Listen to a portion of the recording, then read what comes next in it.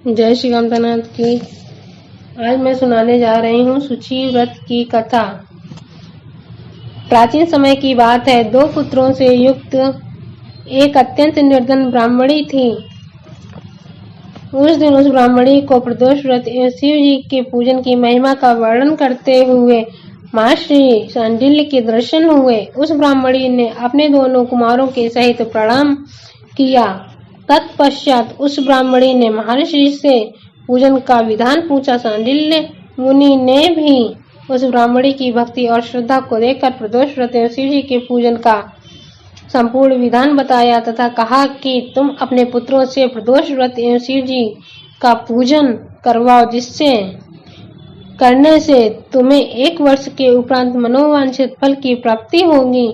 महर्षि के इस प्रकार के वचनों को सुनकर वह ब्राह्मणी बोली, हे ऋषिवर, आपके दर्शन होने से मेरा जीवन आज धन्य हो गया है और यह सूचिव्रत नामक मेरा एक पुत्र है तथा यह राजसूत मेरा धर्म का एक पुत्र है। ये दोनों आपकी शरण में हैं, इनका आप कल्याण करें। उस ब्राह्मणी को अत्यंत भक्तिपूर्ण विनय करते देखकर मुनि ने उन दोनों बालकों को शिव जी के पूजन का विधान एवं महत्व अत्यंत सुंदर ढंग से बताया। बालक विधान एवं महत्व को जानकर अपनी माता के साथ शिव जी के मंदिर चले गए।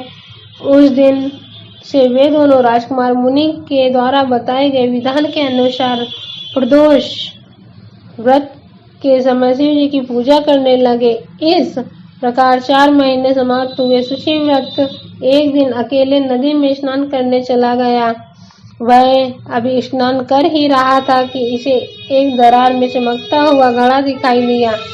सूची व्रत ने पास जाकर देखा कि वह धन से भरा हुआ है और उस धन से युक्त घड़े को सूची व्रत घर ले आया और माता से बोला कि हे माँ, मुझे शिव जी की कृपा से धन से भरा हुआ ये कलश प्राप्त हुआ है। वह ब्राह्मणी धन से भरे हुए उस घड़े को देखकर अत्यंत चकित व हर्षित हुई और राजसूत को बुलाकर कहा कि पुत्र, सूचिव्रत ने यह कलश पाया है, इसके धन को तुम दोनों आधा आधा बांट लो। जब माता ने इस प्रकार कहा तो सूचिव्रत अत्यधिक प्रसन्नता हुई, किंतु राजसूत ने कहा कि यह धन सूचिव्रत को उसके पुण्य के प्रभाव से प्राप्त हुआ है, अतः मैं इसमें से हिस्सा नहीं लूंगा, क्योंकि मनुष्य को अपने कर्म का फल स्वयं भोगना चाहिए।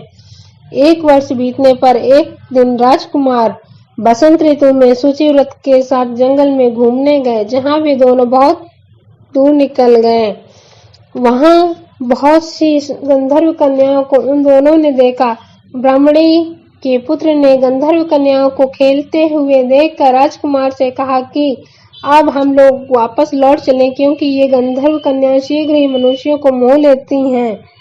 इतना कहकर वह ब्राह्मण कुमार रुक गया, किंतु राजकुमार कन्याओं के विहार स्थल में बिना किसी डर के अकेला ही चला गया।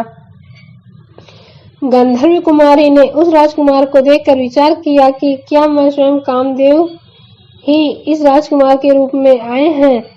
ऐसा मन में विचार कर गंधर्व कुमारी ने अपनी सखियों से कहा कि निकट वन से विभिन्न प्रकार के फूलों को चुन लाओ, तब तक मैं यहीं रुकी हुई हूँ। सबके जाने के बाद उसके मन में विचार आया कि उसे राजकुमार से परिचय इत्यादि पूछना चाहिए। गंधर्व कुमारी की बात सुनकर सभी सखियां फूल चुनने के लिए चली गईं। सखियों के चले जाने पर उन दोनों ने एक दूसरे की ओर देखा और उनमें प्रेम अत्यंत होने लगा। गंधर्व कन्या ने उस राजपुत्र को आसन इत्यादि देकर उससे पूछा कि आप यहाँ पर क्यों आए हैं और आप कहाँ के रहने वाले हैं। गंधर्व कन्या के प्रश्न का उत्तर देते हुए राजसूत ने कहा कि मैं मात्र पितृहीन एक राजकुमार हूँ तथा मेरे राज्य विदर्भ को शत्रुओं ने छीन लिया है, और आप कौन तथा यहाँ क्यों आई हैं? मुझसे आपको क्या कहना है? यह राजकुमार की बात सुनकर गंधर्व कुमारी ने कहा कि मेरा नाम अंशुमति तथा पिता का नाम विद्रुविक है। मैं संगीत अर्थात गायन विद्या में अत्यंत चतुर हूँ। मेरे गायन से सुंदर देवांगनाएं तथा मोहित हो जाती हैं। मेरी इच्छा है कि आपका और मेरा प्रेम सदैव के लिए हो जाए। अपनी बात कह चुकने के बाद उस गंधर्व कन्या कुमारी ने अपनी मोतियों की बनी हुई माला राजकुमार को पहना दी। वही माला उन दोनों के प्रेम का चिन्ह बन गई। इसके बाद राजकुमार ने गंधर्व कन्या अंशुमति से पूछा कि आपका निर्वाह मुझ राज्यहीन के साथ कैसे हो सकेगा? आप क्या बिना अपने माता पिता की आज्ञा लिए ही मेरे साथ चल सकेंगी? राजकुमार की यह बात सुनकर अंशुमति ने कहा कि मैंने अपने पति आपको मान लिया है, अतः आप परसों के दिन सुबह तक यहाँ पर आ जाएं। इतना कहकर वह गंधर्व कुमारी अपनी सखियों के साथ अपने घर चली गई तथा इधर राजकुमार ने भी ब्राह्मण के पुत्र के पास आकर गंधर्व कन्या के साथ हुए वार्तालाप को सुनाया। फिर वे घर गए। घर जाकर उन्होंने संपूर्ण वृत्तांत उस ब्राह्मणी को सुनाया, जिससे वह अत्यंत प्रसन्न हुई। राजकुमार सूचिव्रत अंशुमति के द्वारा कहे गए समय पर उसी जंगल में गया। वहां पर गंधर्व राज विद्रुविक पहले से ही कन्या सहित उपस्थित थे। उन्होंने उस राजकुमार तथा ब्राह्मण पुत्र का बहुत ही सम्मान किया तथा कहा कि परसों मुझे शिव पार्वती ने यह स्वप्न दिया कि मेरा भक्त धर्मगुप्त नामक राजकुमार राज्यविहीन होकर इस पृथ्वी पर भटकता हुआ फिर रहा है, इसलिए तुम अपनी कन्या का विवाह उसके साथ कर दो तथा अपनी सेना द्वारा उस राजकुमार के राज्य को शत्रुओं से लेकर उसे सौंप दो। यह राजकुमार अत्यंत भाग्यवान है, अतः मैं अपनी प्रिय कन्या आपको समर्पित कर रहा हूँ एवं अपनी सेना के द्वारा आपके शत्रुओं का नाश करके राज्य आपको प्राप्त करा दूंगा।